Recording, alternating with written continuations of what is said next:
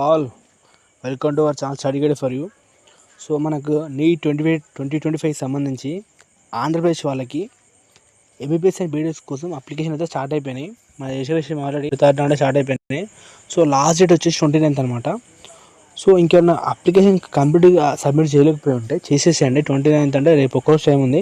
మళ్ళీ 29th ఏమైందంటే మనకు సర్వర్ బిజీ ప్రాబ్లమ్స్ వస్తూ ఉంటాయి. సో రేపు మన 28 వరకు కంప్లీట్ చేసేసుకోండి. ఇంకా అప్పుడు సర్టిఫికేట్ అప్లోడ్ అయిపోయినా, ఇంకా అప్లై చేసి అయిపోయినా, ఇంకా మిస్టేక్స్ ఉన్నా రేపు ఒక్కరోజు టైం ఉంది.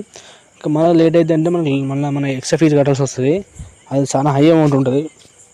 సో ఇంకెవరైనా అప్లై అయిపోతే అప్లై చేయండి. అర్జెంట్గా రీల్ ఎవరైతే బైపీ తీసుకున్నారో వాళ్ళకి రీల్ అర్జెంట్ షేర్ చేయండి.